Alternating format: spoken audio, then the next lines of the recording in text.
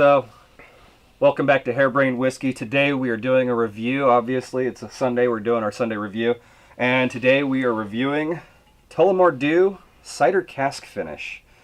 Now, Tullamore D.E.W is just a real good classic Irish whiskey. I mean, right. it's usually... It's one of my favorite Irish. Right. For budget Irish. Oh, man. Oh, yeah. Hands down, delicious. Absolutely. It's affordable. It's generally, under $40 a bottle, even the specialty ones. Yeah, this, I think, was $29. Yeah, $29.99. Okay, so $30 in our area, which is good. That's another thing that's really interesting about this video is that Matthew actually brought this one with him. This is actually from his collection. I'm not just mooching today. Yeah, I know. I'm mooching off of him. It's something new. I don't know what to do with myself. So we're going to go ahead and get a couple glasses up here, and we'll go ahead and try this out and see what's going on. So the basic stats on this is it's an Irish whiskey. It's 40% ABV, which is really standard with a lot of your budgets and your with Tullamore D.E.W especially. But a lot of your budget Irish whiskeys are going to be about 40%. Most budget whiskeys are 40%. It is a triple distilled. Yep. And supposed to be pretty interesting. So, yeah. Don't give anything away yet. Oh, no. It's they do the standard, bourbon cask, and then they do it on, after that they age again into a cider cask. Okay, so it's literally a cider cask finish. Yep. Okay, nice. And that way, and it definitely adds something. So. All right, so there we go. All right, so what we're going to do is, of course, we're just going to go ahead and start out by giving this a little smell.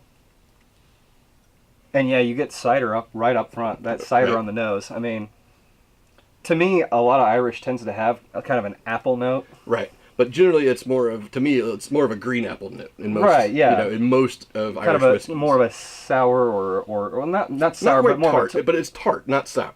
I don't know. Sometimes I get a red apple from them, like a really just juicy Gala or something. That's usually like in the higher, like Redbreast. That has more of a red apple to me. Yeah, I'd give you that. Most of the Jameson and all that, I get more of a green apple note. Yeah, I don't get any of the normal like butter notes that I would get. The butter note is buried. It's there, but it's very, very, very buried. You get it somewhat on the taste. It's more on the back.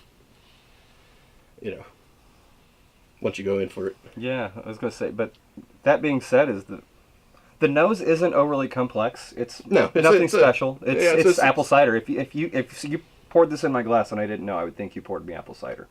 Right.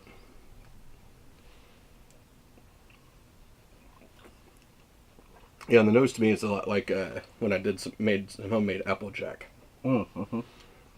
Yeah, you have that alcohol burn that has the cider right in front. Like you get cider and then a little bit of alcohol burn. So yeah, I definitely get that more of that buttery characteristic, that kind of creamy, smooth, like very, very rounded kind of buttery texture. Right, that you get the flavor out Irish. Yeah. And of course, you do get a little bit of the apple in there. Although the nice thing about this, what I really like about this, is that the apple does carry through on the finish, and it's rounded. Right. So it actually finishes like a light apple cider. Right. It has a nice little sweet like character note through. Yeah, it's not bad at all. Yeah. No, I really enjoyed it. All right. Yeah, that's not bad. Now, just for comparison purposes, let's go ahead and we actually have a little bit of the original with us today, just for a nice comparison. So we're going to go ahead and get that out of the way. Get a couple fresh glasses here. And there's nothing special about this. It's just a crock. We're just bartering. Oh, yeah, there we go. We're trading. And this is 40% ABV also, so this is just their standard release. Right. Nothing really special, although very affordable. Very affordable. It's one of my hands down my favorite Irish as far as price point. Yeah, I was gonna say it's like $25, I think. Yeah, 25 depending. So let's go ahead and see on this. A little bit more of that butter. Now it's the thing about Tulla, and that I like is that, or it's different about Tulla, is it's not an overly complex whiskey, not compared to say like Redbreast 12 or even Sexton, I believe, is a little more. Little bit more. It has a little bit more character to it. Right, but I think it's more of a different note in Sexton. It's like they still only have a handful of notes, just like Tulla, but a little bit more, like maybe 1 or 2 different notes in the Sexton. But yeah, now on the mouth, you know, in the mouth it's buttery, biscuity, shortbread, mild, like lightly sweet. Yeah.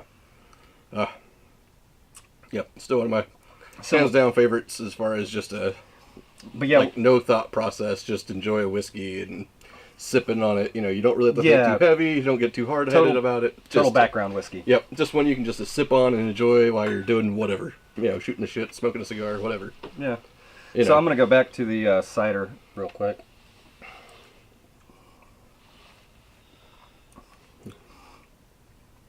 So to me, the biggest difference is they have a very similar profile, very similar characteristics, which of course is what you would expect. Right.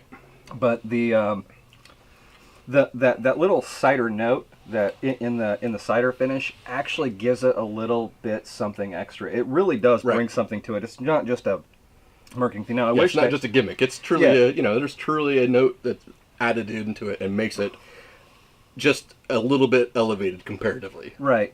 Now, I think for the money, I'd probably go with the cider finish. Personally, just because I like a little more complexity. You're only like talking about a $5 to $10 difference in price. There's not that much. That's not that bad. Well, I'm not even talking about the money. I just think it's a little bit more of a complex whiskey. It's more of a it's more my speed. Right. I tend to like layers of flavor. Right. And see, and if I'm going for something that I want to have a little bit more of a thought about, where I'm just like, hey, I'm digging a little bit more into it, then I'd agree with you on that. Like I said, for just a background, I'm just kicking it, and then I'm gonna stick with my Tolla, the original, just because all it's day long. just sure.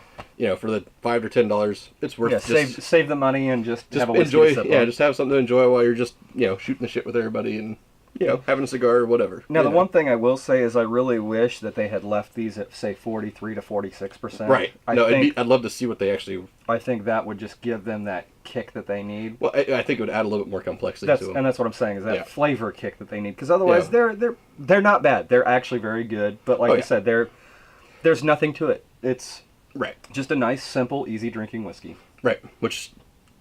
that's a good thing. That's that's never a bad thing. There's always going to be somebody that's just like, I don't want to have to think. I don't. Everything else is too complex. Right. It's like I want something I can just enjoy. So I'm going to go ahead and throw a few drops of water in here. Not that I really need to, but just to see what it does. Just to see if it does anything. Here, I'm gonna. Oh, it does open up the nose. I'm gonna. Actually, the butter note comes out a little bit better once you water it down. I'll have to try that myself. So the apple kind of gets. I put about 4 drops in. I got a little more in here, so. The apple note kind of mellows. It's still there, but the butter comes through more. The shortbread kind of smell comes through. Yeah, it actually, on the nose to me it almost brings like a nose. Brown sugar. Yeah, I'd give you that. Yeah, like packaged brown sugar. Like after you open up the bag and you get that whiff of it. Yeah. No, totally. I get that. I get that. It's different. Yeah, it just totally flattened out the flavor, though. I mean, it's all buttery, biscuity. It's all shortbread. It's like drinking shortbread now. I get a little bit of the apple, but I think I have a little more. I'm saying it's there, but it's everything got rounded. I just smoothed it all further out than it was already before. So hey, if you're looking and if 40 ABV is a little bit too high, because there's a lot of people who are just getting into whiskey or who don't like the burn. Take about a half an ounce to an ounce, add like 4 or 5 drops of water to it. Obviously, start smaller and work your way up to the where you want it. Right. That way you're not. But just that little bit definitely makes it even smoother and even more approachable and easy to relax with. Right, so. And gives it a little bit of a brown sugary note and character to it. So it's interesting. So never be afraid to explore your whiskeys. So absolutely. I'm just gonna go ahead and mix these together because why not? All right. Well, guys, hope you've enjoyed that. Thanks for joining us today. As always, if you like the video, go ahead and click like. If you want to, go ahead and subscribe to the channel. Check out what we're doing. We're trying to do more and more videos, schedules permitting, of course. Yeah.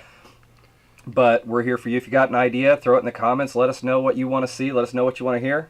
But in the meantime, between now and then, here's to good friends, good times, and good whiskeys. Cheers.